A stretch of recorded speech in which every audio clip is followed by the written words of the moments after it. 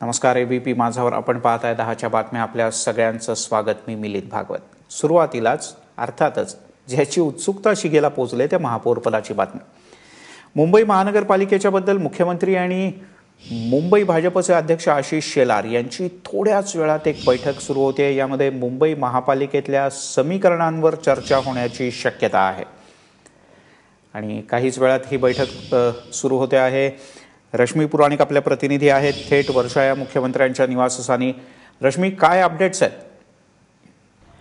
मिलिंद जी, आता अपडेटेड माहिती मिळते त्यानुसार कोर कमिटीचीच फुल फ्लेज ही बैठक होणार आहे वर्षा बंगल्यावर.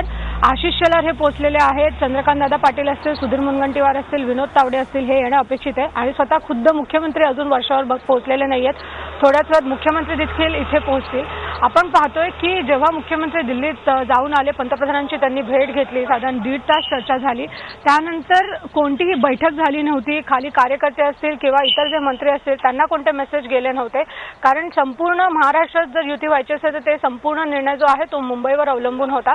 त्यामुळे आजच्या बैठकीकडे सगळ्यांचंच लक्ष लागून आहे. उद्या महापौर पदासाठी अर्ज भरण्याची 1 दिवसाची मुदत आहे. त्यामुळे ह्या मुदतीमध्ये भाजपतर्फे एकतर कोण महापौर पदाचा उमेदवार असणार आहे याबाबत किंवा पुढची रणनीती काय असणार आहे याबाबत चर्चा होणार आहे. त्यामुळे आजची जी बैठक आहे ती महत्त्वाची आहे.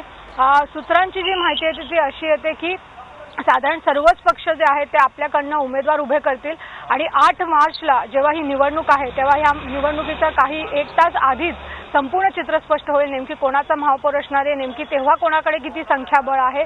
तोपर्यंत तोडफोडीचं राजकारण आहे. उद्या महापौर पदासाठी उमेदवारी अर्ज भरण्याचा दिवस आहे. भाजप सुद्धा महापौर उपमहापौर या दोन्ही करता अर्ज दाखल करेल. जी माहिती मिळते ती अर्थातच जेव्हा अर्ज भरायचे आहेत तेव्हा पक्षाकडनं हे अर्ज भरलेच जाणार आहेत. त्यामध्ये कोणतीही शंका नाहीये कोणतेही पद असलं तरी, कारण ही शेवटी 8 मार्चपर्यंत ही मुदत आहे. तुम्ही निवडणुकीच्या आधीपर्यंत अर्ज मागे घेऊ शकतात. आणि आता जेव्हा चित्र स्पष्ट नाहीये तेव्हा अर्थातच भाजपा आपले जे उमेदवार आहेत त्यांना अर्ज भरायला सांगणारच आहे.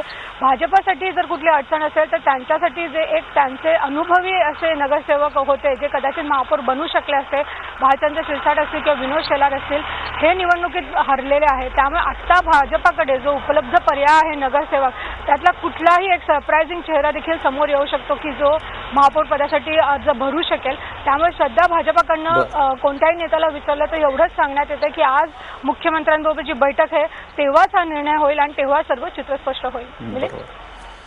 रश्मी, तुर्तास धन्यवाद या सगळ्या सविस्तर माहितीबद्दल. तुझ्याकडनं वेळोवेळी ताजी माहिती घेत राहू. त्यामुळे केवळ मुख्यमंत्री आणि आशिष शेलार यांची नाही तर पूर्ण कोर कमिटीची बैठक होणार आहे. चंद्रकांत दादा पाटील हे सुद्धा थोड्याच वेळात इथे पोहोचतील, मुख्यमंत्री थोड्याच वेळात पोहोचतील आणि मग काय होतं याकडे सगळ्यांचं लक्ष लागलं.